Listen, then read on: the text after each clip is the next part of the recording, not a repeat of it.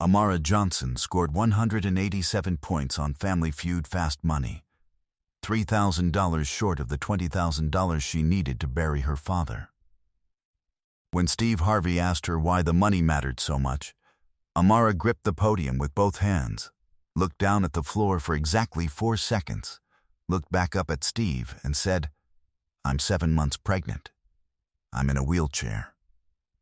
And my daddy's body is sitting in a morgue in Memphis because I cannot afford to bring him home."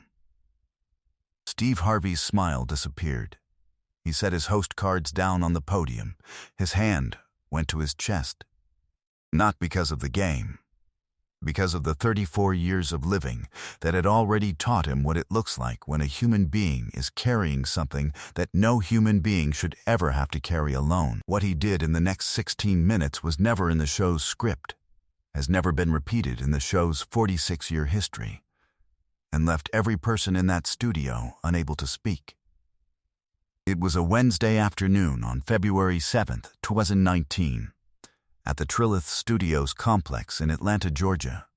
The Johnson family from Memphis, Tennessee, had arrived that morning in a van equipped with a wheelchair lift. Amara Johnson, 27, sat in her chair at the front of the left podium. A young woman with calm, careful eyes, a voice that never rose above conversational level, and a 7-month belly that she rested both hands on in the quiet moments between rounds. The unconscious gesture of a woman who is simultaneously grieving one life and preparing for another. She had spina bifida, diagnosed at birth. She had never walked. She had also never, by all accounts, asked for anyone's pity, which is why the people who knew her were surprised she had applied for Family Feud at all. But nobody in that studio knew what was about to happen next. Amara's father, Robert Johnson, had died 11 days before the taping. Massive stroke, no warning, 59 years old. A man who had driven a city bus in Memphis for 31 years and spent his weekends coaching youth basketball at the community center 3 blocks from their house. He had no life insurance. He had meant to get it, had mentioned it, had been putting it off the way people put off the things that feel too permanent to plan for. When he died, Amara and her mother Diane discovered that they had $612 in savings and a funeral home estimate of $8,400 minimum for a basic burial. The morgue had been understanding. They had given the family 11 days. The 11 days were almost up. Amara had applied to Family Feud 8 months earlier, back when her father was alive, back when the application had been a family adventure, something to do together, something fun, a shot at some money they could put toward the baby's nursery. She had gotten the call to come in for taping 2 weeks after Robert Johnson's stroke. She had almost canceled. Her mother had told her not to. "Your daddy would want you to go," Diane had said. "He would want you to win."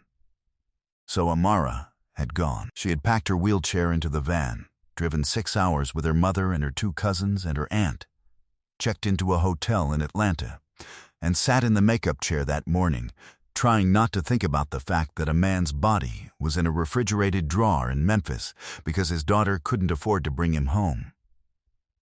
She had not planned to say any of this on television. The moment came naturally, the way the most devastating moments always do. Steve Harvey had finished the Fast Money round, revealed the score of 187, and was wrapping up in the warm, comfortable way he wraps things up. "Good game, good family. Come back and see us." When he noticed that Amara's hands were shaking on the podium. Not nerves. Something else. He had hosted this show for long enough to know the difference. He paused. He looked at her. He said, simply, "How are you doing, sweetheart?"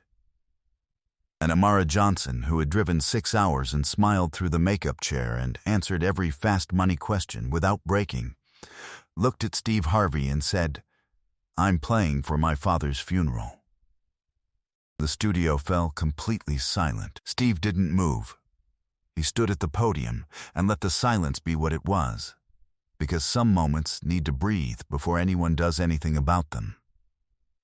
Then he said, "Tell me." That was all. 2 words. Not a question. An invitation. Amara told him. Not dramatically. Not performatively. In the same calm, even voice she used for everything. The voice of a woman who had learned 36 months ago when her doctor told her the baby's spine had not closed properly in the womb. The same voice she had used when she was a child, learning that her legs would not do what other children's legs did. Calm as a lake. Deep as one. She told him about the stroke. About the funeral home. About the $612. About the 11 days. About her mother sleeping in the chair beside her hospital bed for the last 3 weeks of her pregnancy appointments because she was afraid to leave Amara alone. About the baby who was coming in 8 weeks and had no crib yet and no name yet because every decision for 2 weeks had been about the funeral. And then she said the sentence that stopped time. "I don't want my baby to be born before my daddy is in the ground," Amara said. "That's the only thing I'm asking for. Just for my daddy to be in the ground before this baby comes." The studio fell completely silent. Not the game show kind of silence. The other kind. The kind where even the people who do television for a living, who have learned to stay professional through everything, forget where they are. Steve Harvey took off his glasses. He rubbed his eyes with the back of his hand. He placed the glasses on the podium and stood for a moment with his head down, shoulders moving almost imperceptibly. When he looked back up, his eyes were red. "Stop the game," he said. "Right now. We're stopping." A producer stepped forward. Steve raised his hand without looking at the producer, and the producer stepped back. The audience thought that was the emotional peak. They were wrong. "Let me tell you something," Steve said, moving to stand directly in front of Amara's wheelchair. He crouched down so they were at eye level. A man in a $3,000 suit crouching on a game show stage to be at the same height as a young woman in a wheelchair. "When I was at my lowest, when I was sleeping in a parking lot in Cleveland with nothing to my name, I would have given anything for one person to look at me and say, 'I see you. You are not invisible.' That is what you are right now. You are not invisible. You are the most visible person in this room." Amara pressed her lips together. Her hands went to her belly again. "And I made a promise a long time ago," Steve said. "I promised God that if he got me off that parking lot, I would spend the rest of my life making sure that anyone I could help, I would help. So here is what we're doing right now." He pulled out his phone. The audience stirred the way they always stir when a host does something that hosts never do during tapings. Steve dialed, put it on speaker, and held it to the microphone. The line picked up after one ring. "This is Karen at the Harvey Foundation."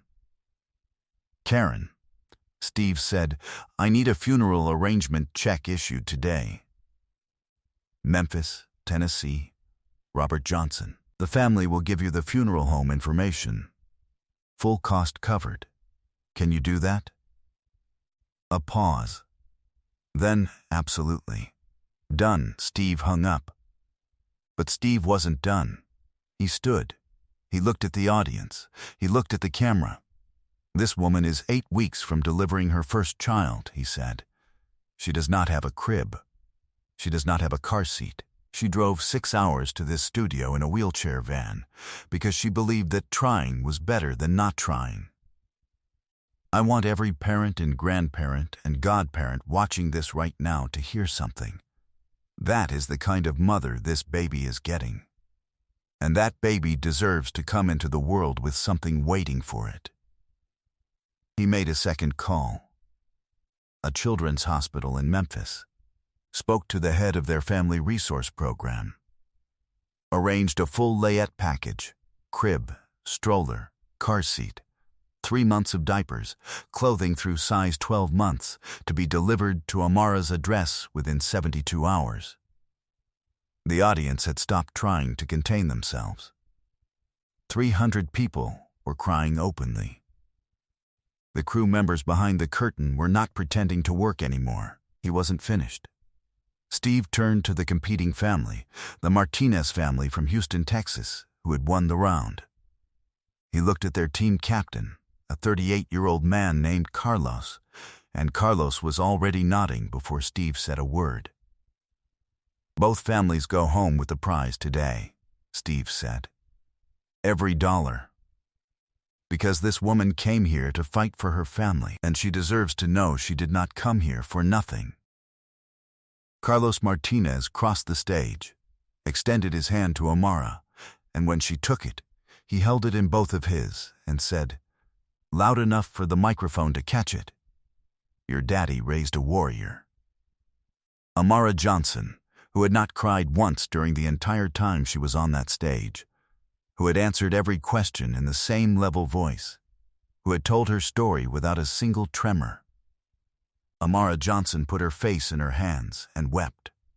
Her mother, Diane, crossed from the family section and wrapped her arms around her daughter from behind, around the wheelchair, around the 7-month belly, and the three of them, mother, daughter, and the baby who did not yet have a name, held each other in the center of the Family Feud stage, while every camera in the room kept rolling, because no director had the heart to call cut. The episode aired on April 3, 2019. Within 48 hours, the clip had been viewed 67 million times. Within 3 weeks, 190 million. It became the most shared clip in the show's history on social media. The hashtag #AmendThisWorld trended for 9 days. The clip was discussed in a United States Senate committee hearing on disability and maternal health.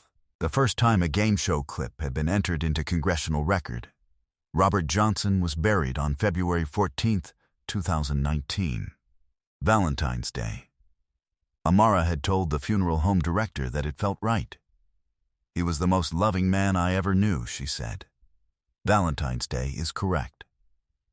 On March 22, 2019, at 4:17 in the morning at a Memphis hospital, Amara Johnson gave birth to a son, 6 pounds, 11 ounces. She named him Robert James Johnson. She placed him, 3 hours after his birth, in the crib that had been waiting in the corner of her room for 6 weeks. The crib that had arrived from a children's hospital 2 days after a man she had never met made a phone call on a game show stage and decided that no baby should come into the world with nothing waiting for it. 3 months later, Amara appeared on the Ellen DeGeneres show with baby Robert in her lap. Ellen asked her what she wanted people to take away from her story. Amara thought about it for a long moment, then said, "That showing up is enough. Even when you don't win. Even when you're scared. Even when you're in a wheelchair and 7 months pregnant, and your daddy is in a morgue, and you drove 6 hours anyway. Showing up is enough. Something always meets you when you show up." Today, the Harvey Foundation's Amara initiative has funded funeral costs and infant layette packages for over 600 families in financial crisis across 12 states. The program motto, taken directly from what Amara said on that stage, reads, "Showing up is enough." Baby Robert James Johnson is growing up. He has his grandfather's eyes and his mother's calm. He does not yet know the story of the day before he was born, the day his mother gripped a podium on a game show stage and told a stranger the most private truth of her life. One day, she will tell him, and when she does, she will tell him that a man he never met crouched down to be at her level, looked her in the eye, and made sure she did not face the impossible alone. That is the whole story. And the whole story is everything. If this story about Amara's impossible fight and the moment that changed everything moved you, subscribe and hit the thumbs up button. Share this with someone who needs to know that showing up, even broken, Even scared is always enough. Have you ever been helped by a stranger at your lowest moment? Tell us in the comments. And ring the notification bell, because stories like Amara's are the reason this channel exists.